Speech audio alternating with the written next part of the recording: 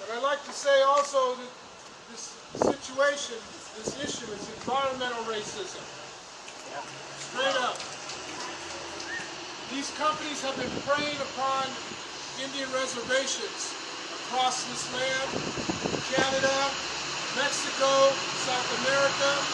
They've been doing it for years. In 1983, I was a college student at City College in Sacramento, and we had a group to deal with the coal companies that were taking coal from the Navajo Reservation and the Hopi Reservation. That part of the country has been destroyed with these companies because they use water to do it. Many places on the reservation they have to truck the water in because it's poison. You know, nobody, this movement as we have today, that should have been happening then, but because it was on the reservation, the media said, oh, it's an Indian problem, you know, it's not affecting us. But whatever happens on an Indian reservation ends up happening in society as we see it today. Because now all lands have been opened up for oil exploration, extraction, fracking by our own government. Last time I checked, I thought we had a democracy here. That's right. Last time I checked, we have a constitution. This company is a private pipeline company, but yet they've claimed private land with eminent domain. That is not a democracy. When they can just pillage and also hire private contractors to beat people, sick dogs on people. You know, what is up? And then the government has nothing to say? We are citizens of this country. That's right. We have something to say on this. Yesterday, the Army Corps of Engineers put out a statement saying they haven't let that company drill yet. That they're going to have to do some more research, which is good, okay, because that company's ready to drill. So everybody needs to get busy on their phone, on their computers, sending out letters to our local politicians, to the federal politicians. You know, we went to the city of Davis, and they passed a resolution in support, an overwhelming support. That's right. So if we hold the politicians accountable, they will do the right thing because they do not want to be voted out. Their main thing is getting elected to for the next election, for the next office. Not all of them. There's some good ones, but you have to put pressure. We have to use whatever we got to let our voices be heard. You know, and as far as Trump owns stock in this pipeline, $1 million. That's right. He also, it's a conflict of interest for him to even make a decision on this, I think. Okay. I talked about racism. Since Trump has gotten elected, there's been racial attacks here in Davis. Yeah, there have. That's Hate right. crimes already. That's right. And it's not anything new. Okay? It's people of color, transgender, gay people, you know, the other. That's what's coming under attack. Women, okay?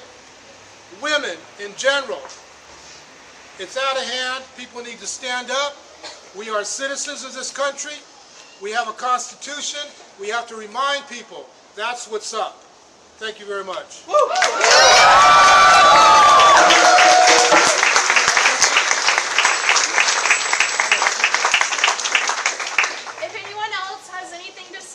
Love to hear your words. We're all the other. We're ready. We're all the other. There's no other. All right, so this rally can either continue right here where we are now.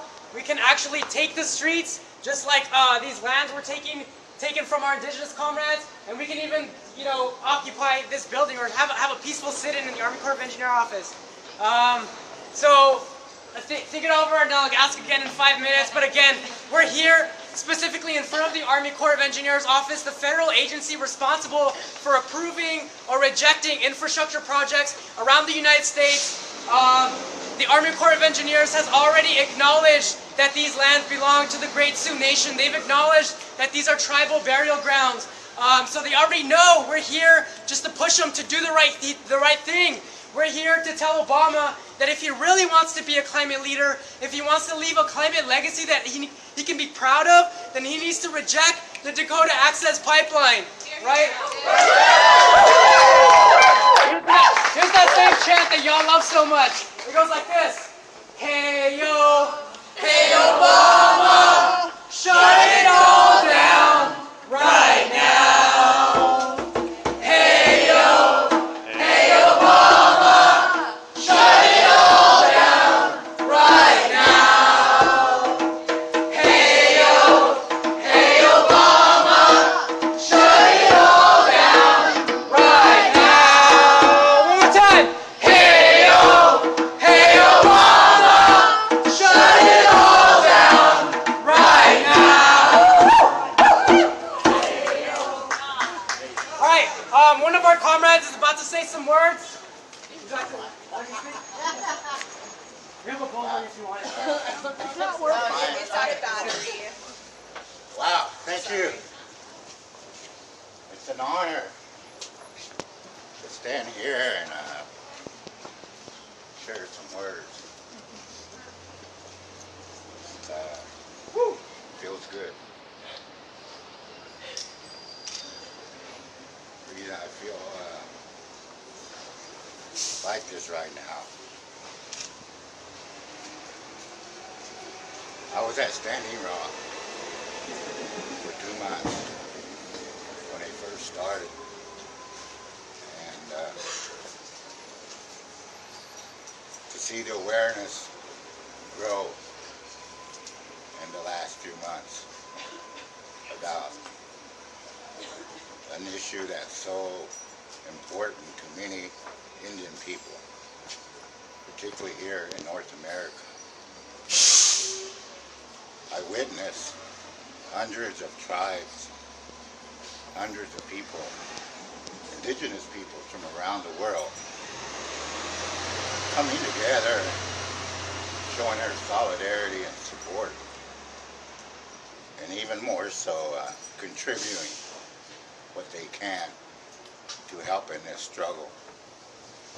Because brothers and sisters that are there now, they're there for the winter, and they really need help. If you can go, you should go. If you're arrestable, you should get arrested.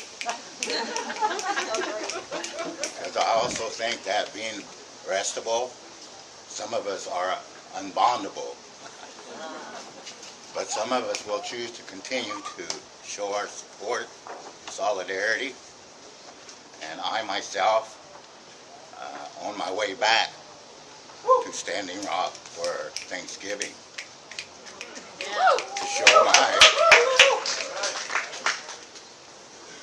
show my support and respect for the tremendous sacrifice that many of these warriors are making. Protectors, not protesters, they're protectors. And there's millions of people that should be in outrage right now, particularly those along the Mississippi and the Missouri River area. And that's what I'm hoping, that these kind of actions, these kind of gatherings can help motivate that opinion that's being ignored. And as you know, the hundreds of Indian peoples, brothers and sisters that have given them, and as many of our leaders know, our traditional people and our spiritual leaders, even our tribal leaders know that this can't go on, that something really has to happen. And I always compare this to and I hate to sink in terms of violence, but it's in the form of the protest, a non-violent. Because many of the conditions that existed in 1973 during the occupation of Wounded Knee, in the wintertime, and in the blizzard, that same condition exists for our brothers and sisters there today. But even more so, they're there in a nonviolent, peaceful action. There is no weapons. The only weapons that they have is their prayer and their sincerity of why they're there. That's why it's important. That's why you touch my spirit today. You touch my heart to see so many people here.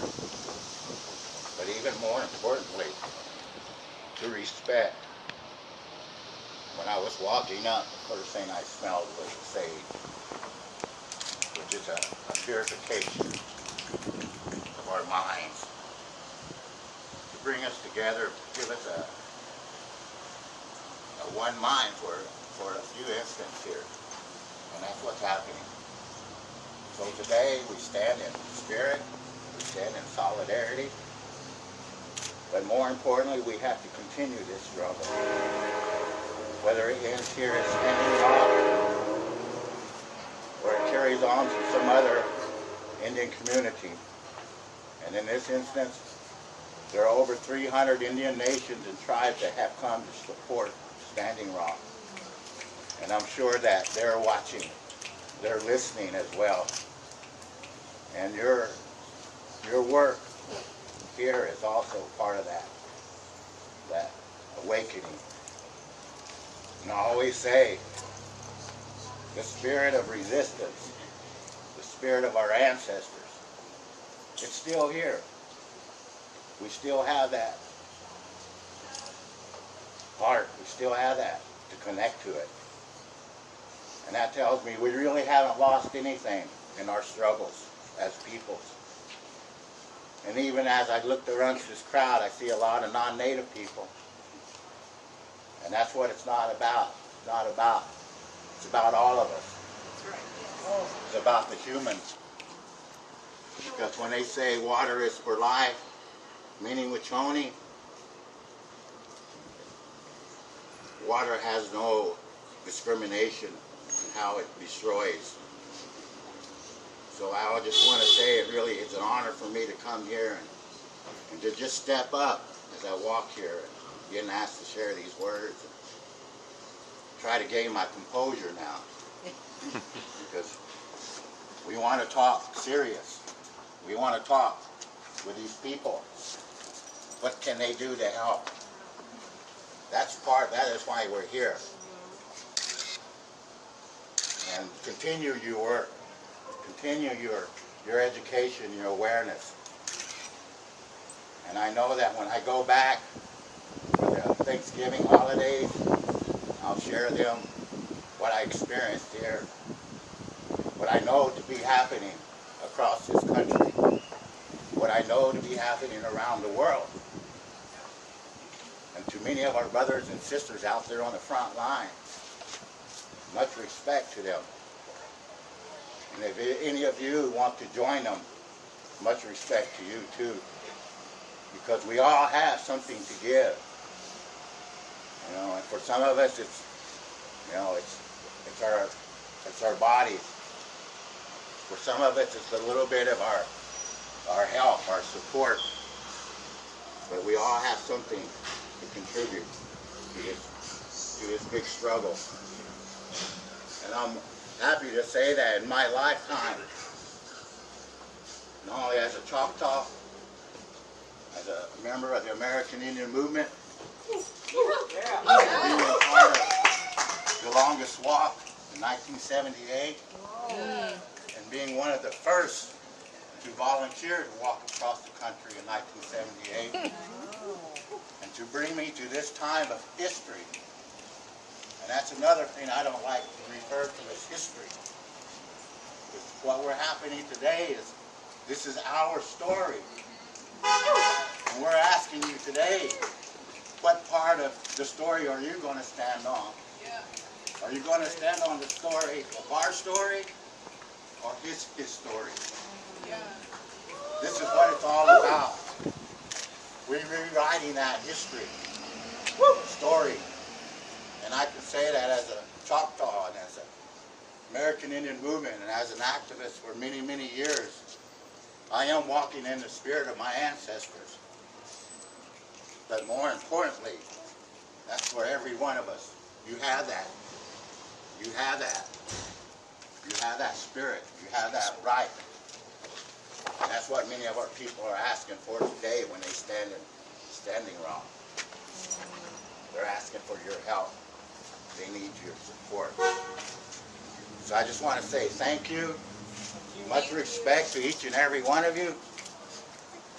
And whatever you decide to do in your life as students and whatever you as a human being, you know, maybe that will happen for you.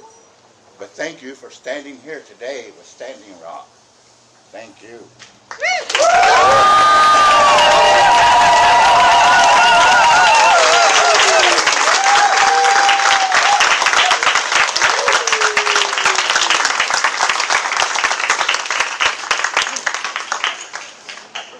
I was at Standing Rock for 2 months. Oh, wow. I very well know their needs and their frustration and what they really need. Thank you. Thank you. I'm going at the beginning of December, and I'm just wondering, what should I be bringing with me? Winner, think about yourself first. Right. Make sure you take care of yourself.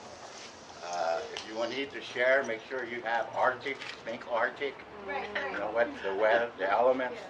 If you're following the weather right now, there's a storm coming in that's going to hit them this weekend. So that's one way to how you keep in mind the prayers. You know, keep that. You know, keep them in your minds. You know, and right now they have lodging is very important. Winterization, teepees seem to be the best, but I see that there's quite a few Cobella type structures. Yurts are out there. Some of the army type tents, there's quite a few of them are coming up, but out of the 1,500, maybe 2,000 people that are there presently, I imagine only about 300-400 people are going to try to hold it down for the winter, and they need help, you know. So, thank you. What do they need? Like, is there a way to send Well, money or? There's a Yeah. site, website, Standing Rock, or Sacred Stone.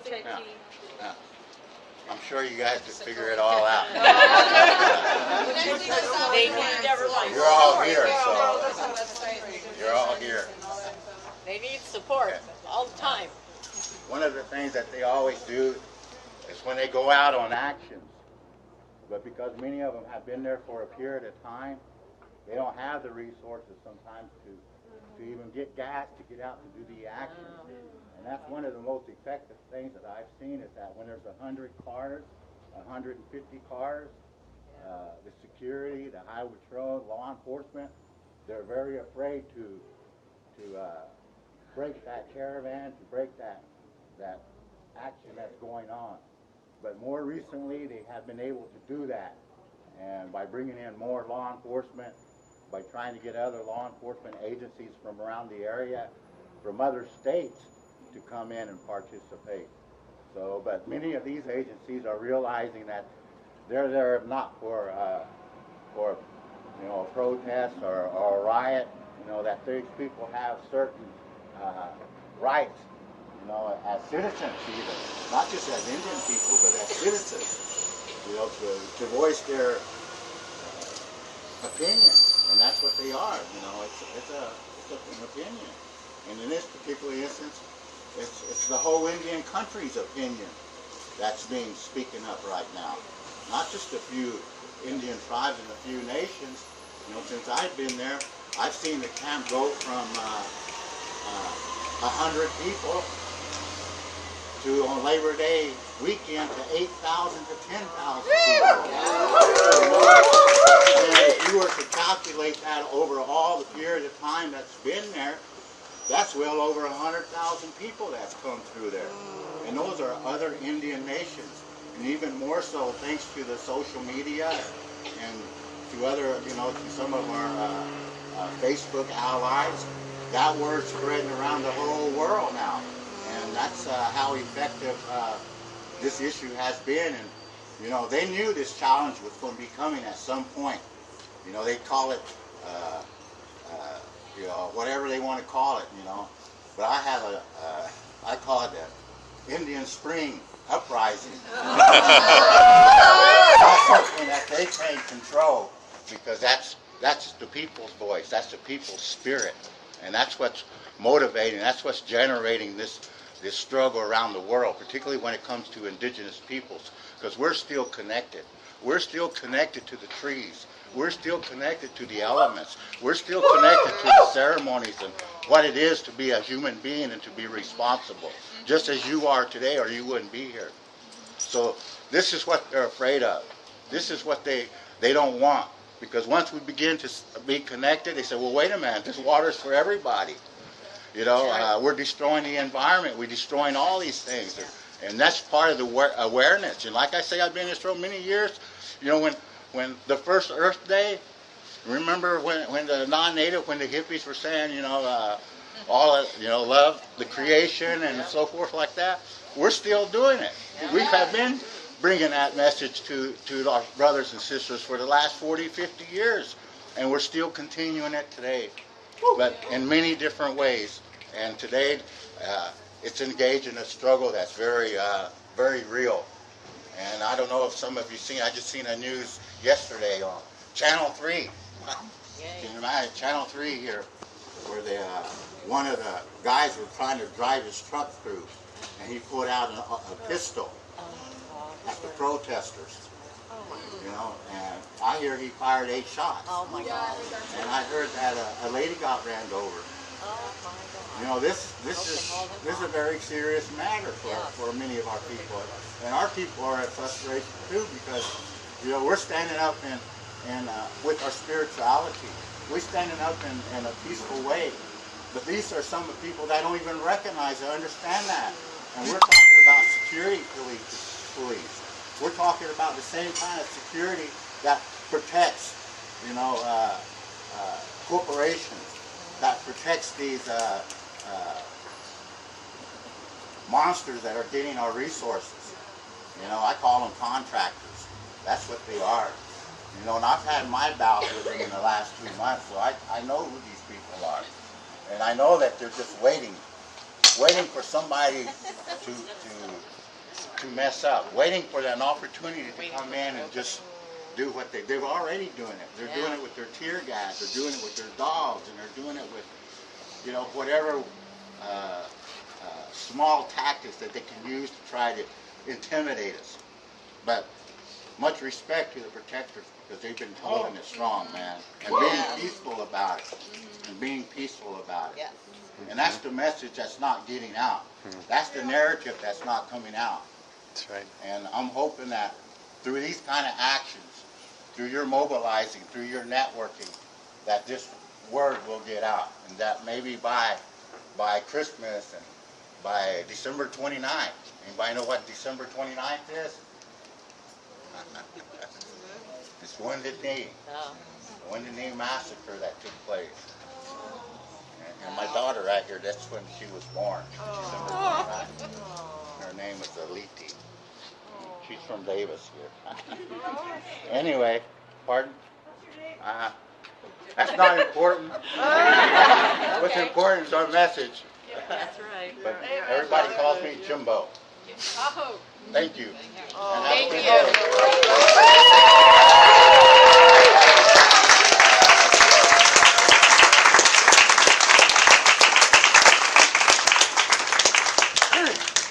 All right, so I want to thank our comrade for speaking with us. If anyone else would like to speak, go ahead and make your way over here, and we can form a line. Thank you for protecting the water for all of us, and thank you for allowing us to stand with you. This water affects This Dakota Access Pipeline will threaten water for 18 million Americans. All of the waterways are connected, so this isn't just a battle for indigenous sovereignty. This is a battle for all of our futures, right? The Dakota Access Pipeline represents the culmination of 500 years of cultural genocide and historically erasure, but this is also the most important struggle in recent memory against colonization, against fossil fuels, against American imperialism. And so, if last week was any indication, if y'all were here last week, 1,000 students took to the streets because we're tired of the hate. We're tired of the greed. We're tired of all these oppressive systems exploiting our labor and our emotions. And so we're here to tell everyone that we are here ready to fight with you.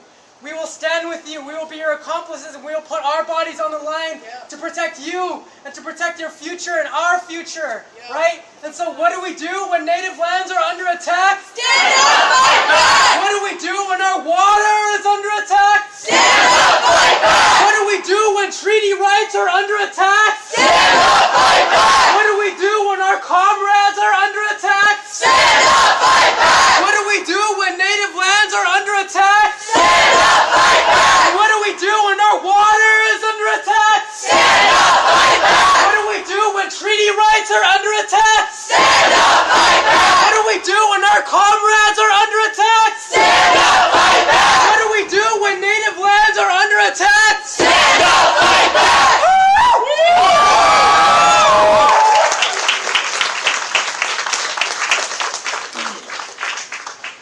Hi everyone, my name is Josh, and I live in Plumas County. I'm not here from Davis or anything. I was on my way to the Bay Area today. I knew it was the National Day of Action, but I didn't know about this event at all, so I'm really stoked to see you all out here. I was getting prepared to just stand on the corner, by myself with the sign. So yeah, when I saw you from across the street, I was like, yeah, right on. And just big props to everyone who's been down at Standing Rock, everyone who came out today, and people who organized this. It's just awesome to see. It's very inspiring. 2 weeks ago, I was just watching all the arrests on the internet, on YouTube, and just totally disgusted. Felt like I had to do something. And I live right outside a little town in Plumas County called Grey Eagle. It's full of golf courses and retired oil corporation CEOs. And our county voted, I think, 55% for Trump. So since last Tuesday, I've just been in this daze, just kind of wandering around, like not really, just feeling like I'm in a different reality. But 2 weeks ago, I decided I had to do something in solidarity with the Standing Rock protesters, and so there's this sign in the middle of Grey Eagle, right by the Chevron sign, and it's a statue of a Native American chief. And it says, from the 50s, it's totally dated now, it really should be in a museum. But it says, Chief Grey Eagle welcomes you to recreational and commercial developments, and of course, all on land stolen from the Native Americans. So, absolutely disgusting. This thing needs to be pulled down, put in a museum.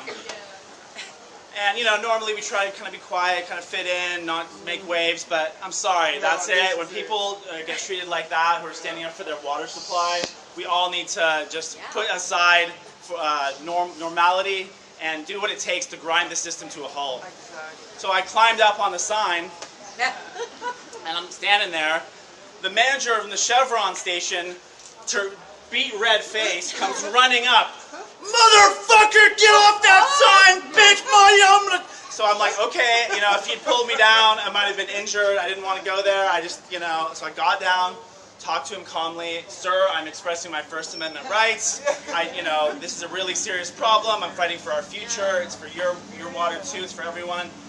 And he's like, I'm like to express my Second Amendment rights on you. I'm gonna put a slug in your head. So anyway, this stuff is going on. Whether we talk about it or not, the violence, the threats, and we gotta stand up to this. We can't let threats of violence make us back down, and we gotta stop this pretense of asking the authorities to fix this. The authorities are the problem. The system the system is the problem. And right here in Davis, I read an article in The Guardian a few days back. They're stealing apes, monkeys from the jungle in Cambodia, and taken them to this lab right here in Davis. There's reports where the monkeys were so desperate to get out of this testing facility that they climbed up barbed wire fences. I mean, it's not just DAPL, it's the animal testing. It's the smart meters. I'm involved in a campaign against wireless and smart meters that have been injuring so many people. And they're using microwave radiation technology to make the protesters back down in Standing Rock, along with rubber bullets, so-called non-lethal technologies. So this is all part of the same system. The GMOs, you know, all of that. You know, it's like we all got to get together and bring down the system. It's not like, oh, we'll make some changes and then it'll be okay. We need to bring the shit down. And I'm sick of being, you know, nice about it. With Trump's election, we got to get out in the streets and grind this to a halt so that they cannot even operate with this pathetic puppet of a man running this country. So I'm so glad to see you all here. So nice to have support and be with allies. And I'll get on the train to the Bay Area knowing that we have friends, we got each other's backs, and we just got to keep standing out even if people are threatening us. And you know, pull together. Because that's all we got. Thank you.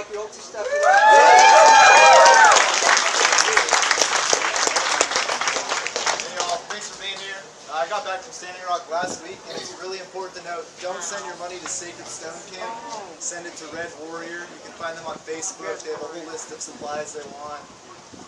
Yeah. Okay, that's good to know. Thank you for sharing. Thank you. Thank you for going. Yeah.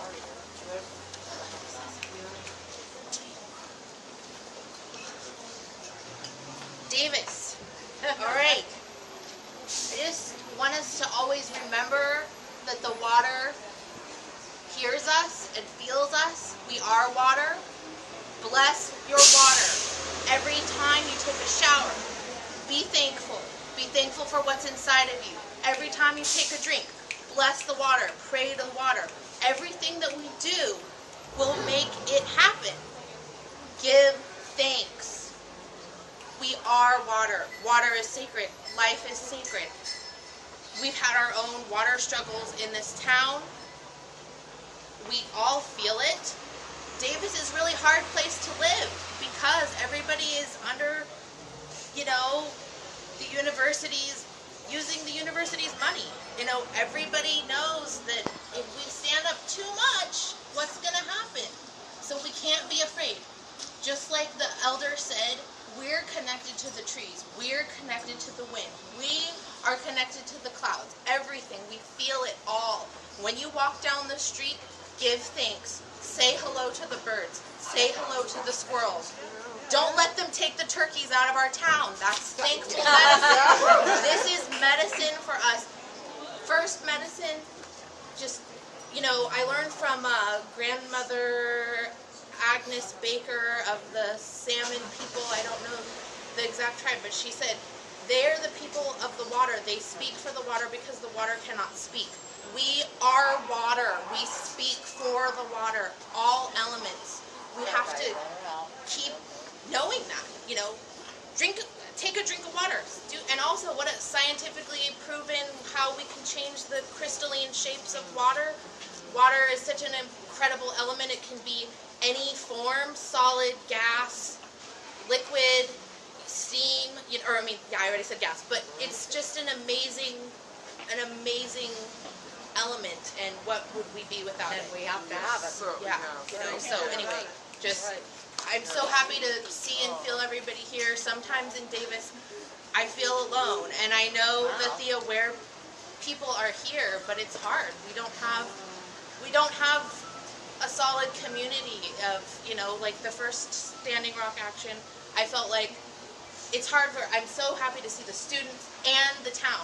It's just like during Occupy Davis. At first, we had the students and the town all together, and that doesn't happen, you know, so that needs to happen more for everything that we believe in, because this town is incredibly powerful, important. There's so much intellectual knowledge here. They're scared for this town to wake up and connect. So what are we going to do? We have to do this. And for all of the future, like, scientists and environmentalists and everybody that's coming out of here, like, we've got to, you know, spread the knowledge that we learn here out into the universe and make a better world, Earth. Yeah. We have to For all of stand us. for Earth. And I'm sorry, I just went off a little bit too much. I love you all.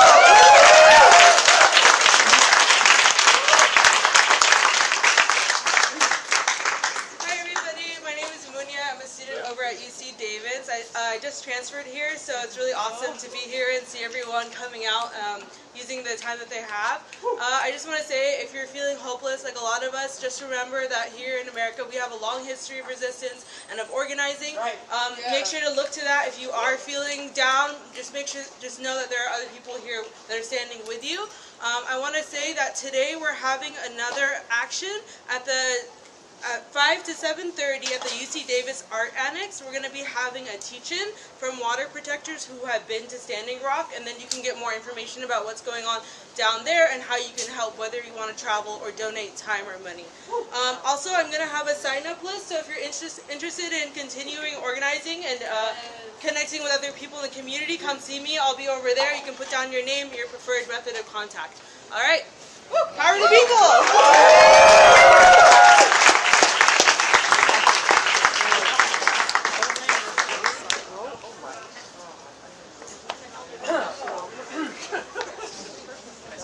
Yeah. Cool. Hi, I'm Nate. I just want to say, in a culture where there's so much abuse and violence going on, I just want to remind us, in the words of Gandhi, that an eye for an eye makes the whole world blind. So let's make sure that in the face of hate, that we're not hating back. Right? In the face of violence, that we're embracing nonviolence. That in the midst of discouragement, that we just turn to one another and hug each other. So I'll be over here, just find me if you want to hug. And I just encourage you guys now, let's just spread the love here, right? So turn to a neighbor if you want and hug them. Just share the love. Yeah, ask them first. Yeah, no kidding. It's like that, and then ask them first. Yeah, no kidding. You might get shot.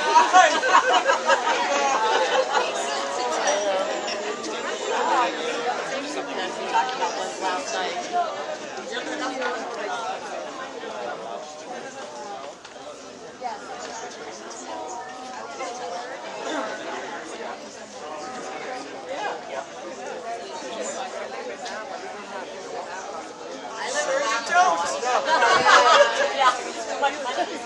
Look, you don't have any problems. No, you just drink a bunch of wine. Yeah, just drink the wine. I like that though. So if you're ever in Napa, back about, he can't agree with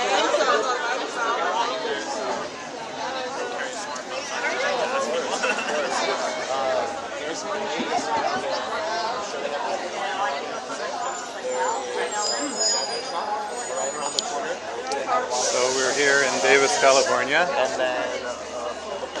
The protest to stop the Dakota Access Pipeline. And